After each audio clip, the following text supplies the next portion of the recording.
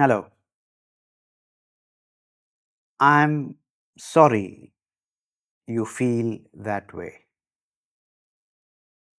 It's a phrase I'm sure that you must have come across, and perhaps you must have used it a few times yourself. 5 words. I'm sorry you feel that way. 5 words, and they might just be the most destructive phrase or apology in the entire English language. Because here's what that sentence actually communicates. It says, effectively, I'm not sorry for what I did. I'm sorry that you have a problem with it. I'm not sorry for what I did. You have a problem with it. The issue is your feelings, not my behavior. The issue is your feelings and not my behavior. It's not an apology. It's basically a dismissal dressed up as one. And it's everywhere. It's everywhere. In relationships, in workplaces, in families. People say it and genuinely believe they've apologized. Meanwhile, the person on the receiving end feels more hurt than before because now they've been told their pain is the problem, not your behavior. But I'm sorry you feel that way is just the most obvious example of what we call performative apology. Performative apology. You're performing it. The truth is, most apologies, most apologies fail. Not because people don't mean well, they do. People do mean well, but because they fundamentally misunderstand what an apology actually needs to do. What is the purpose of an apology? Why should you say sorry? What should that mean? What is it supposed to achieve? There is great confusion about this. I'm Rahul from the Huddle Institute of Psychology, Philosophy, and Spirituality. This is episode 6 of our third season, and today we are breaking down the philosophy, or should I say, the psychology of apologies, real ones, performative ones, and what is the difference between the two. That is the subject of our video today.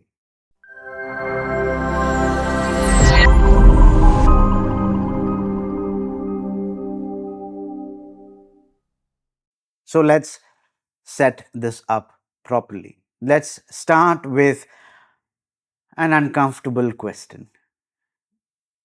Why do most apologies fail to repair the damage they're meant to fix? Let me ask you that question again. Why do most apologies fail to repair the damage they are supposed to fix? It's not because people are insincere.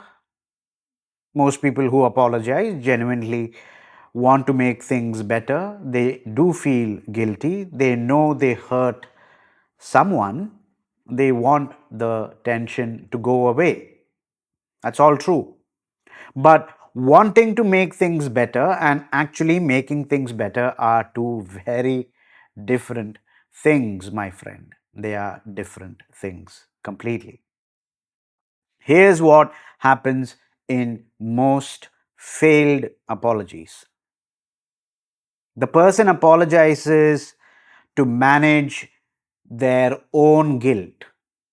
The person apologizes to manage their own guilt, not to address the other person's pain. Let me repeat that.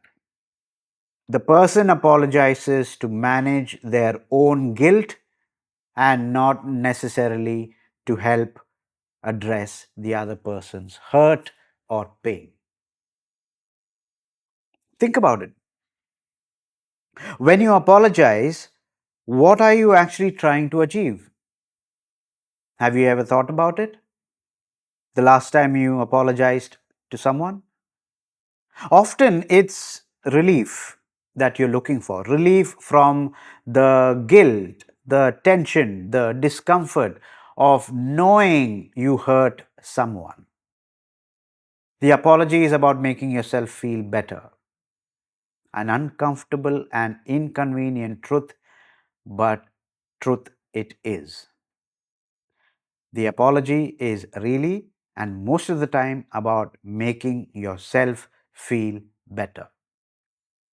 But a genuine apology, one that actually repairs the damage done, is about the other person, not about you. It's about acknowledging what happened from their perspective, taking responsibility for your part in the damage caused, and demonstrating that you understand the impact of your actions. That's what an actual apology, a genuine apology, does. These are completely different things. And the gap between them is where most apologies collapse. There's also the systems dimension to this.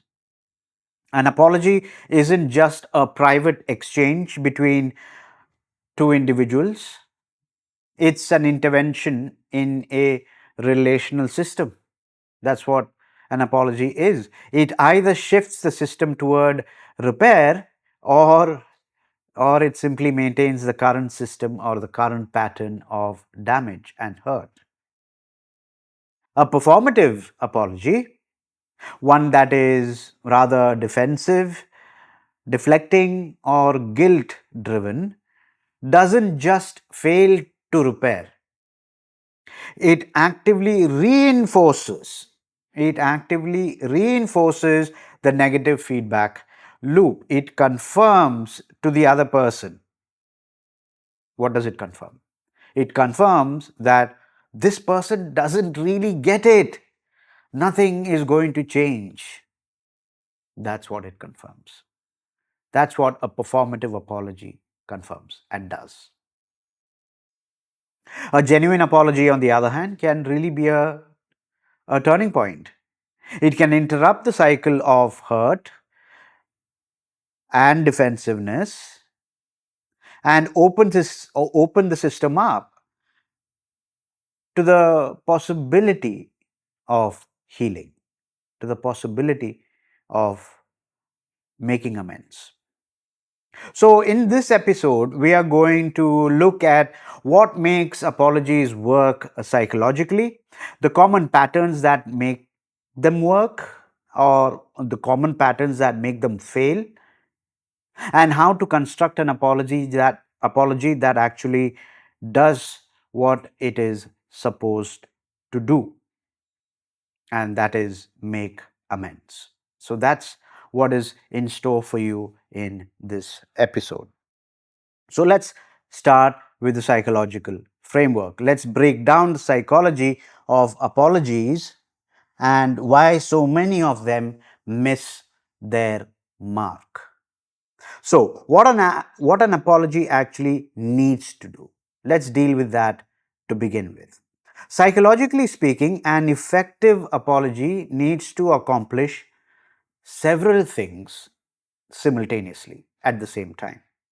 They are the following. Number one, it needs to acknowledge the harm done. Obviously, the other person needs to feel that you understand what happened and that you recognize it caused them hurt and pain.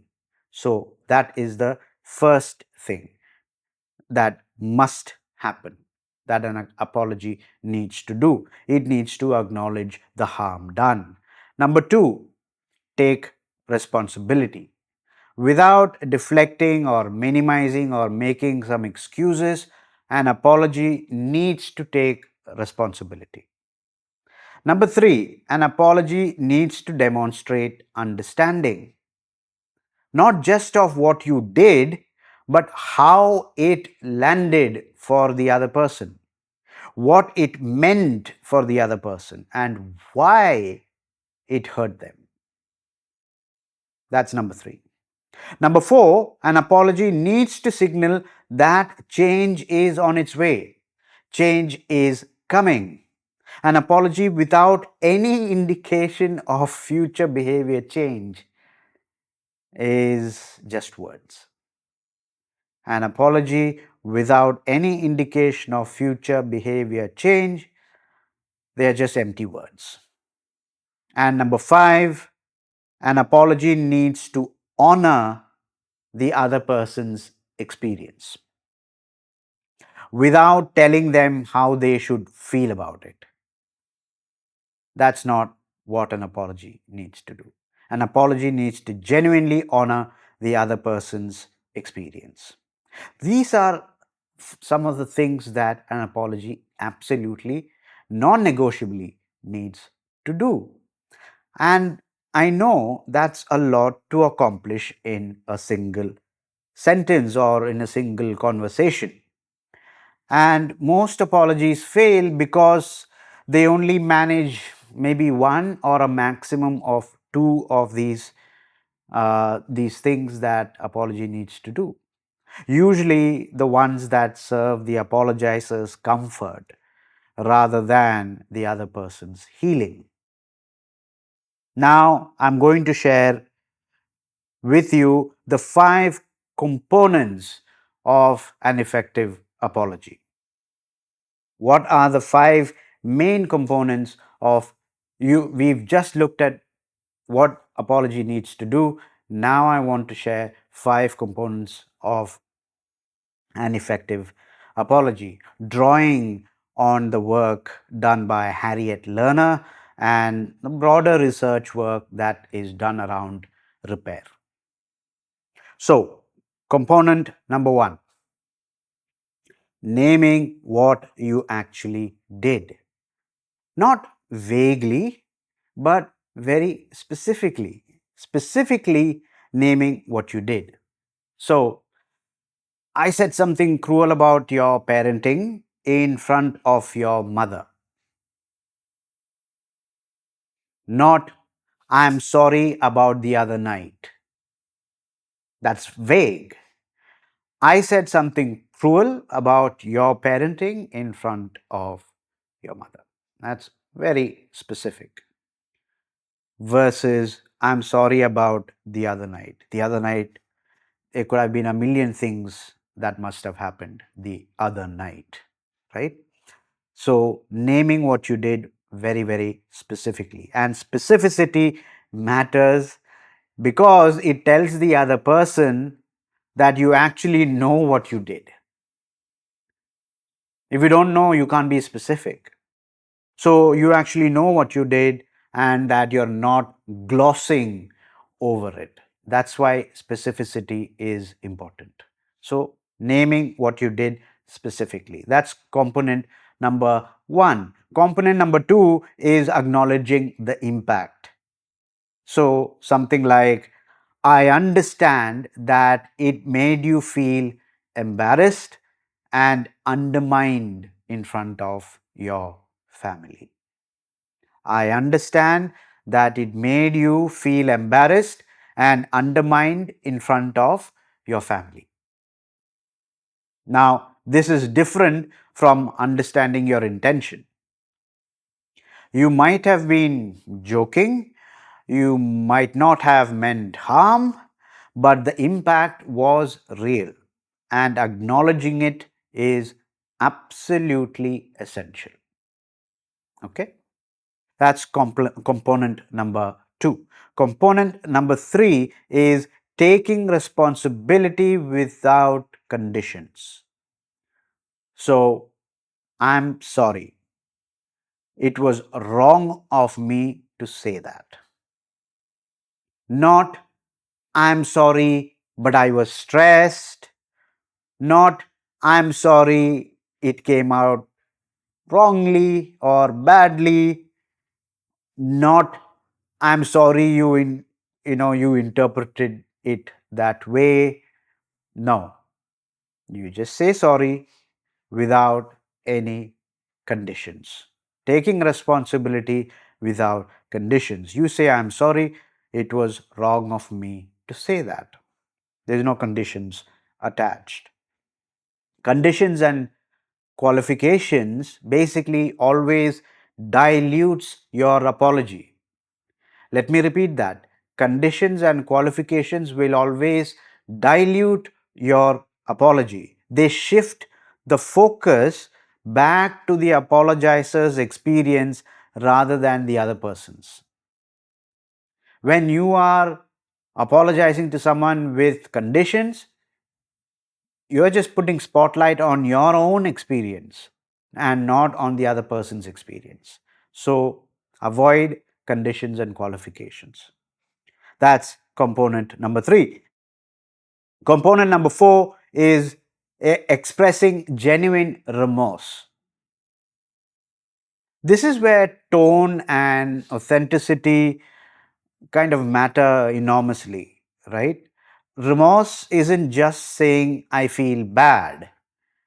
It's demonstrating that you understand the weight of what just happened, and that it matters to you, not just because you got caught by the other person, but because the other person's well-being genuinely concerns you. The other person's well-being genuinely concerns you. So express genuine remorse. You can only express genuine remorse if you genuinely care about the other person's well-being. That's number 4. Number 5, stating what you will do differently. As I mentioned before, behavior. Going forward, I'll make sure that if I have concerns about our parenting, I raise them with you privately, not in front of others. Okay.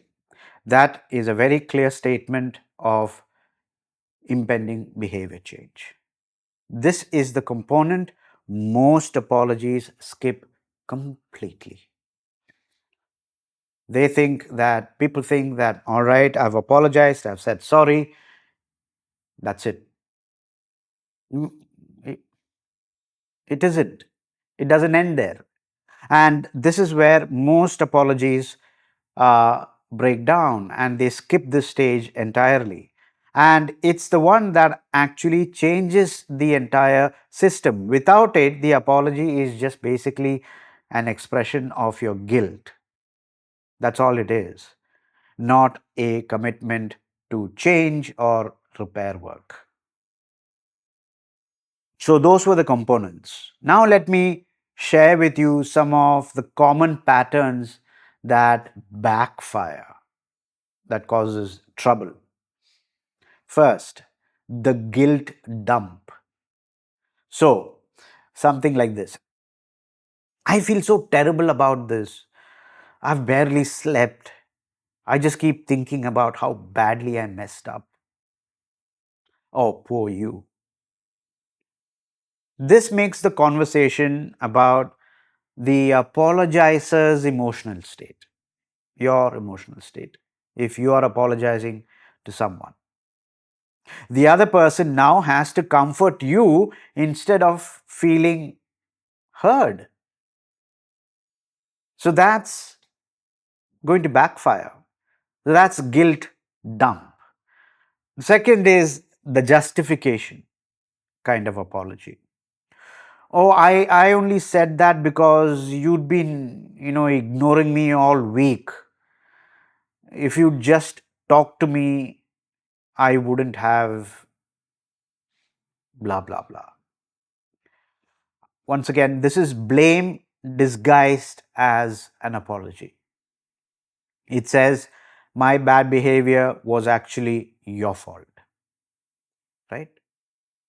Then comes the another version is the minimizer, which goes something like this. I mean, it wasn't that bad, was it? People say worse things all the time. So this completely invalidates the other person's pain. It's not even important to you. You're not even considering it. It says your feelings are disproportionate. That's what you're saying. You're effectively telling the other person that you're blowing it out of proportions, my friend. That's what you're saying. Then there is the conditional one. We talked about conditions. I'm sorry if I hurt you. The if in that sentence implies you're not sure you what you did. You're not sure you did it in the first place. It places the responsibility on the other person to confirm their own pain. That's what it effectively does. And then there is the future promise without present acknowledgement. So while it's important to consider future behavior change, but without acknowledging the present, how does that play out? So it won't happen again. Blanket statement. Without acknowledging what happened and why it was harmful now in the present, this is just basically a promise, not an apology. It's not an apology, is it? It's a promise you're making in the future without acknowledging anything in the present. Shame versus guilt and why it matters. So here's a crucial psychological distinction between or distinction that affects how we apologize to other people. Guilt says, I did something bad,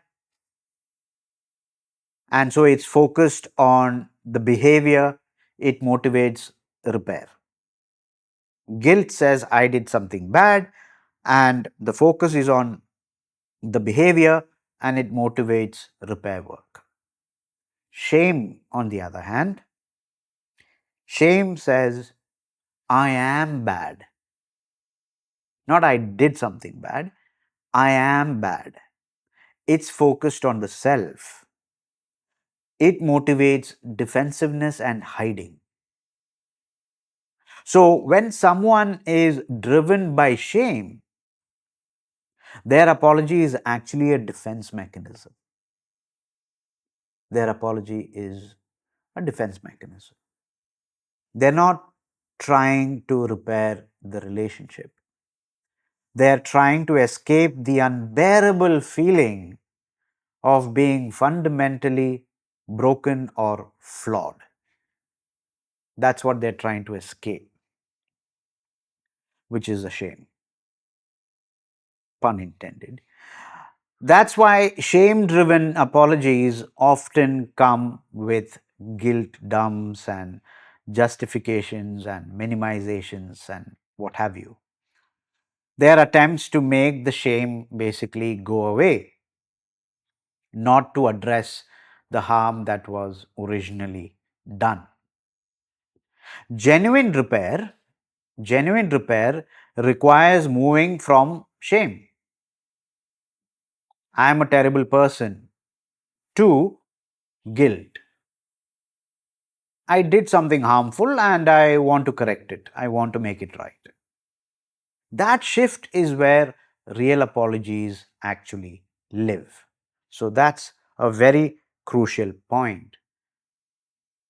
Starting from a point of guilt is much better than starting from a point of shame, because from the point of guilt, repair is possible.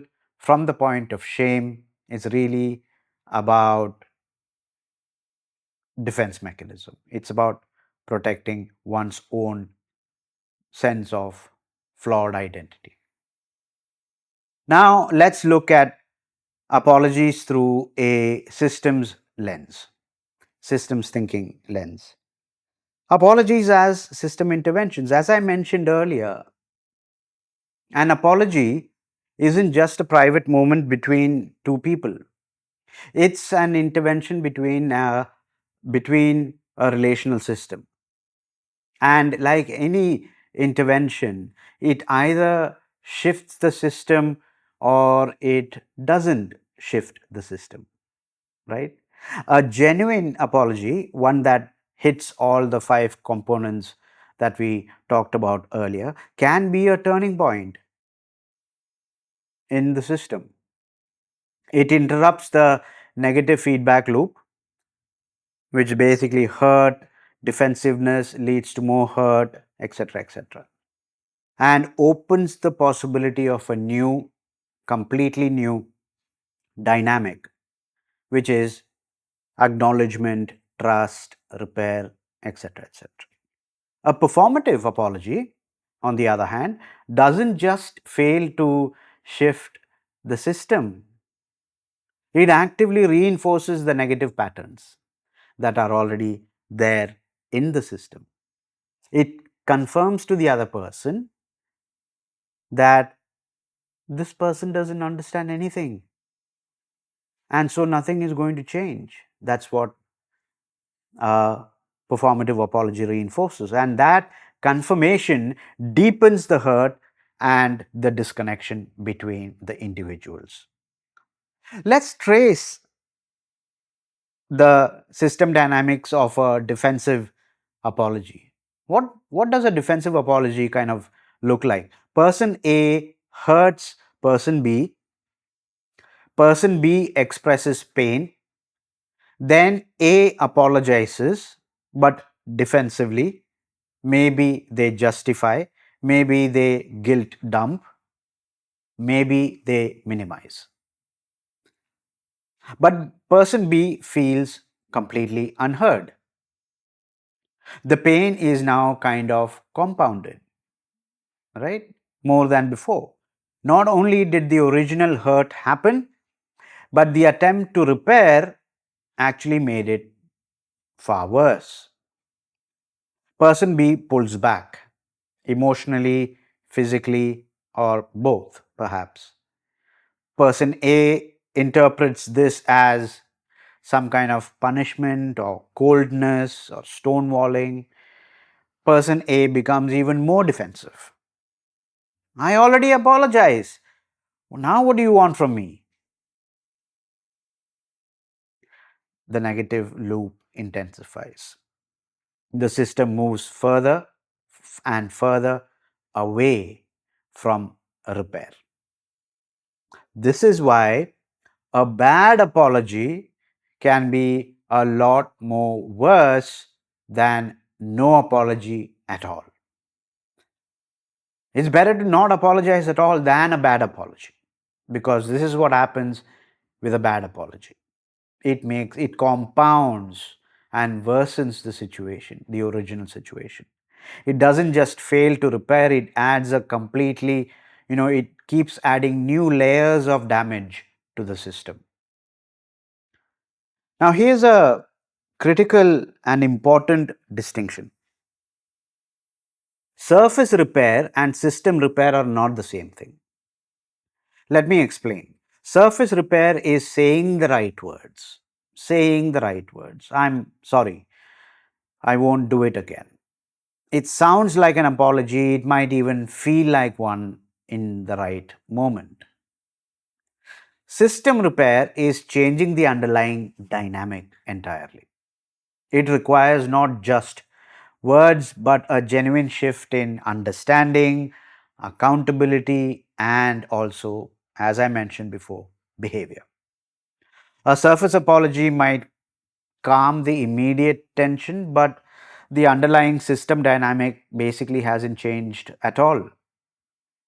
If the apologizer hasn't genuinely understood why their behavior was harmful, or if they haven't committed to changing it, then the pattern will repeat itself again and again without anything fundamentally changing.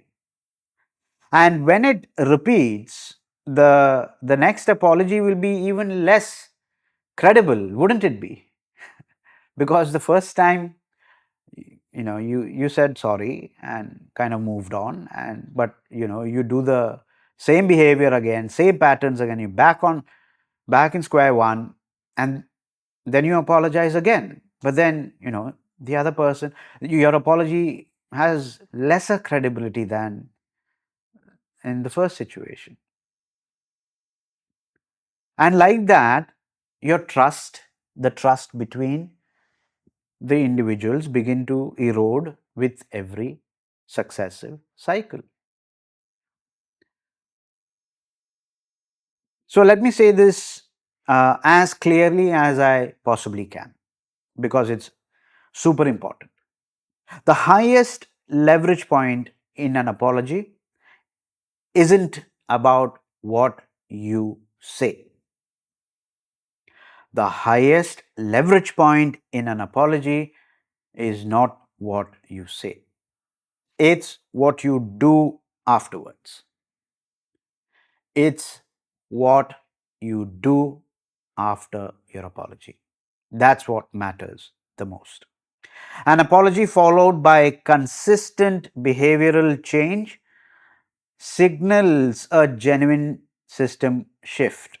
The other person begins to trust that finally this time it's different. An apology followed by the same behavior signals that basically nothing has really changed. The system stays in the negative pattern. Words, my friends, words are cheap. Behavior over time is the ultimate evidence that repair is happening and is possible and is real. Once again, let's take a few real world examples. So, in a romantic, in a couple context, James criticized his partner's career choice in front of friends at dinner. His partner was mortified completely. Now, here is a performative apology from James. Oh, look, I'm really sorry, okay? I didn't mean it like that. I was just being honest. I support you. I just think you should consider other options. I've been stressed and I shouldn't have said it like that. But you know how I get. What happened there? What did James do? Well, justification, minimization, guilt dump. The focus shifted entirely to James's stress and intentions. His partner's embarrassment and hurt were never even acknowledged. Not at all. It was all about him. Now let's look at a genuine apology. What I said at dinner was wrong. I can see it. I can see it really embarrassed you, and I'm really sorry. You deserve to have my full support, especially in front of other people. I should have raised my concerns privately, and even then, only if you wanted to hear them. I'm going to be more careful about that going forward. Same situation, but completely different system outcome. Let's take another context, as usual, our co parenting context. Sarah told their child that mom's rules don't apply at dad's house during a custody exchange. It directly undermined the co parenting agreement that they had spent months building. A performative apology via text message. Sorry about that. I just thought he needed a break from all the rules. I didn't think it was a big deal. Minimization, justification, no acknowledgement of impact. What would a genuine apology look like? What I said to Jake was wrong, and I understand why it upset you. We agreed on shared boundaries for a reason, and I undermined that in front of him. I'll make sure it doesn't happen again, and I'll talk to him about it too. Different outcomes. And another workplace context, as we usually take it. A manager presented a team member's idea without attribution. Performative apology. Oh, I didn't realize you were upset about that. I thought everyone understood it was a team effort. This happens a lot. Conditional, dismissive, no ownership. And what would a genuine apology look like? I presented your idea without crediting you, and that was wrong. It should have been clear that it was your contribution. I'll make sure to attribute it correctly going forward, and I'll let the team know as well. Different outcomes. So, what do these things mean from a practical point of view? That's where we have come to now. So, how do you actually construct an apology that works? So, here let me share a very simple and practical framework. Before you apologize, do the internal work. So, before you say anything, get clear on a few things. Number one, what exactly did I do? You'll find it surprising. It's a question often we don't think clearly about.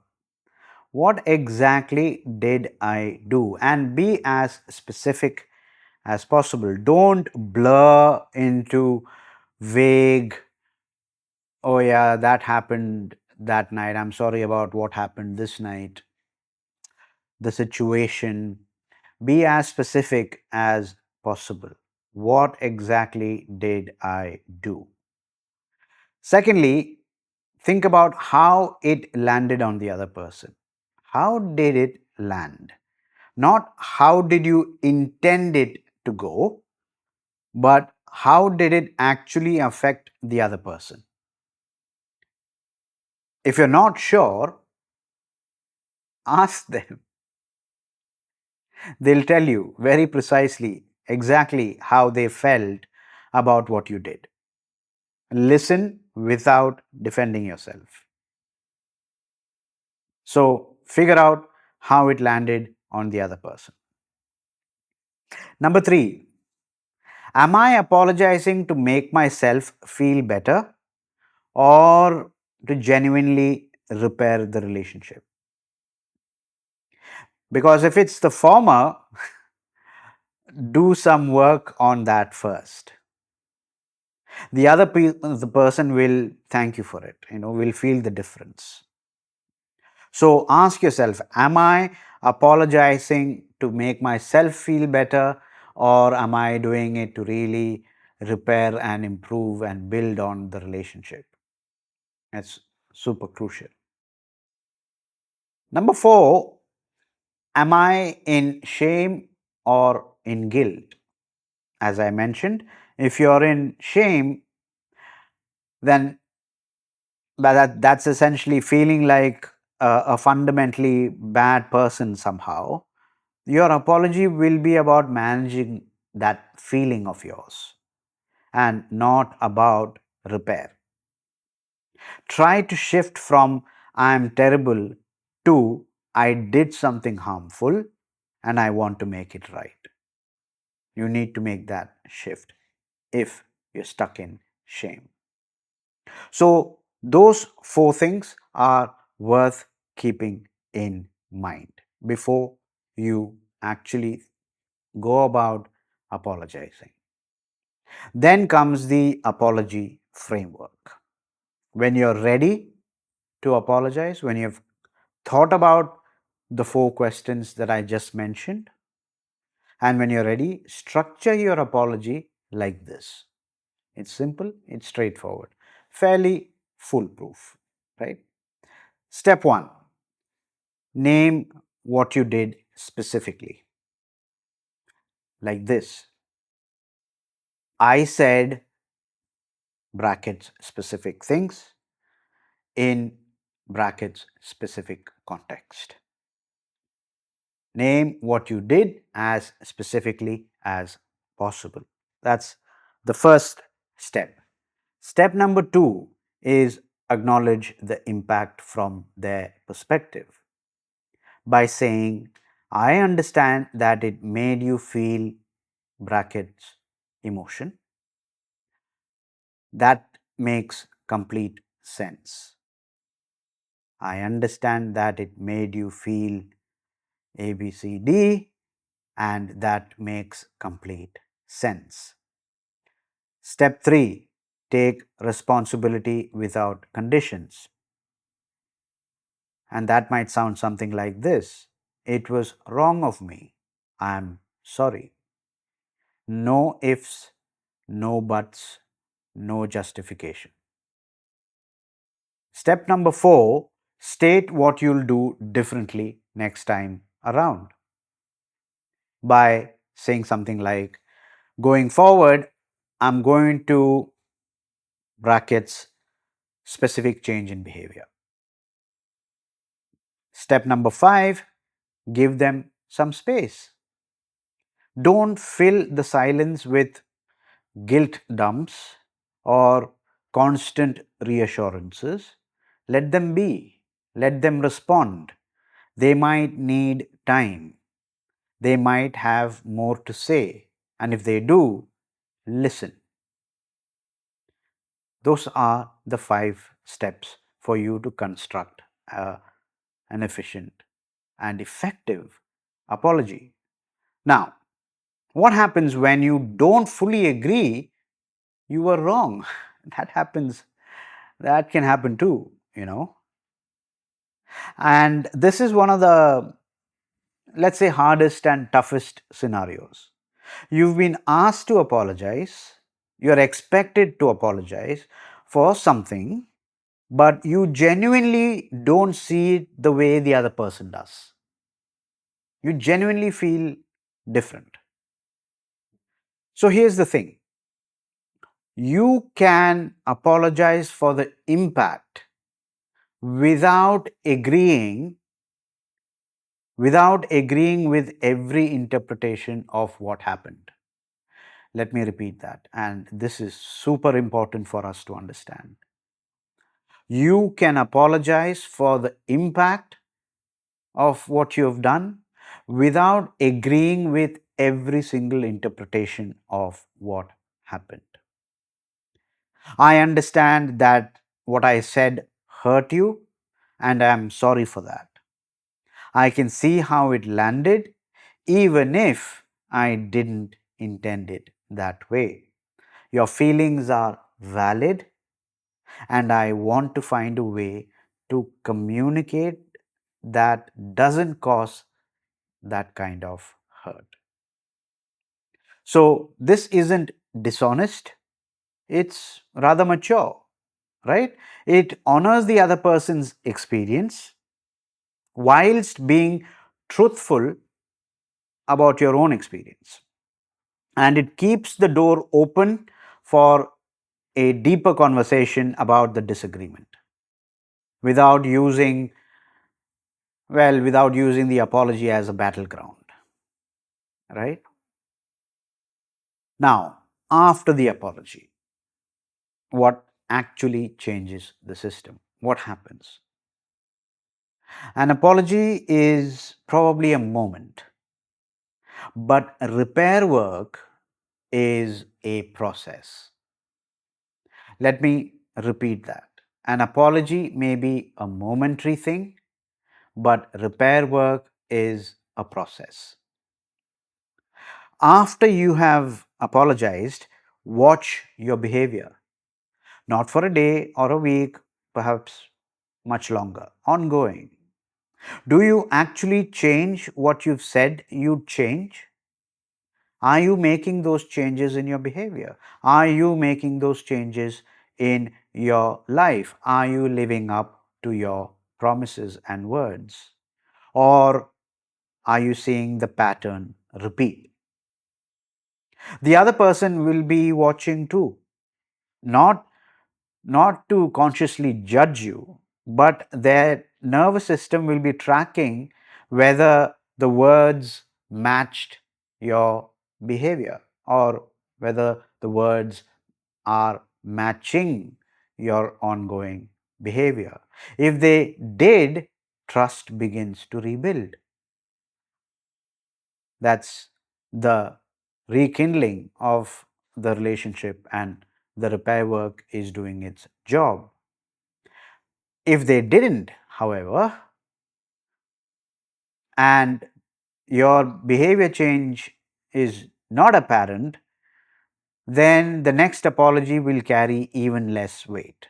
The next time you do something because the pattern repeated and you apologize, even following the same pattern of apologizing, the effective apology framework, even if you follow that and you apologize profusely, that apology will have much less credibility if after the first apology your behavior hasn't shifted.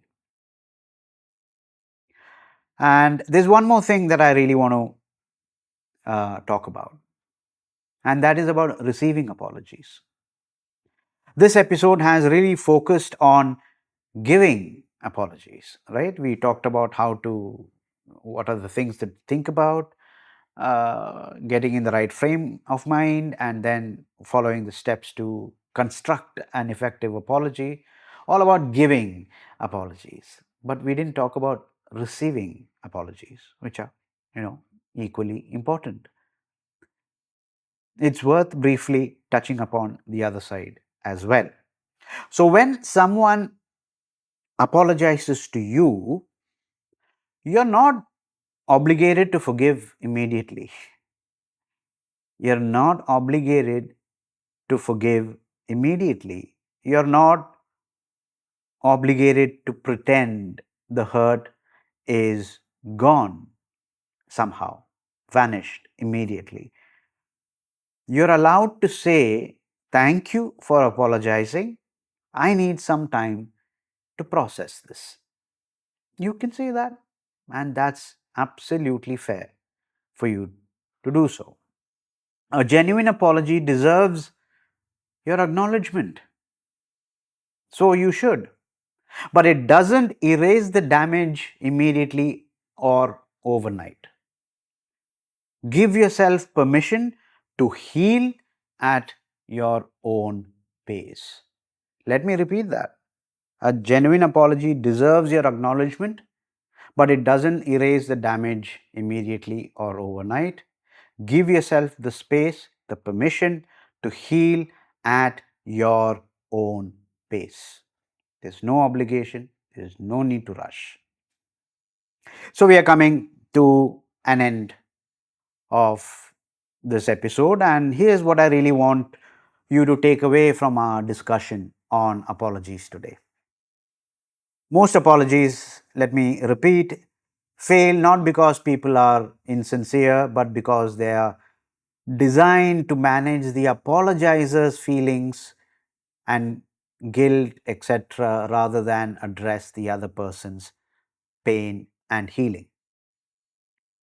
A genuine apology acknowledges specifically what happened, takes responsibility without conditions, demonstrates understanding of the impact, and most crucially, signals behavior change that will actually take place. From a systems perspective, a performative apology doesn't only fail to repair, it also reinforces negative feedback loop and deepens the disconnection already taking place.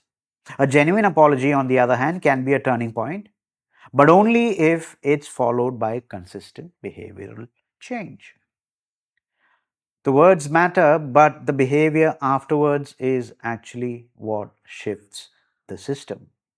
That's the real takeaway from this episode on apologies.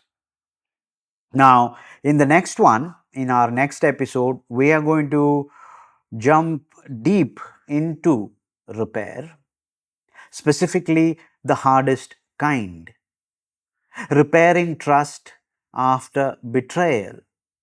Not just any betrayal, the kind that ruptures the very foundation of a relationship, and why trust, once broken, is never rebuilt the way it was before, and why that's not necessarily always a bad thing. But that is all for our episode next week.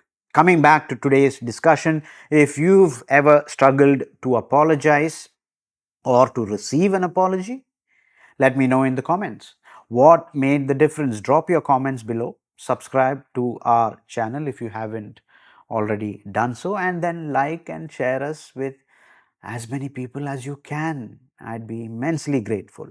And before I leave you, I'd like to inform you that we have now launched our very own podcast show on the 27th of January. It's called the Huddle Institute Podcast Show.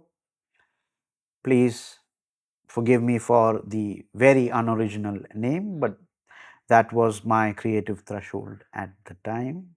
Anyway, new episodes drop every Tuesday morning, India time. The show is available across all major podcast apps and platforms. So do check it out and give it a listen.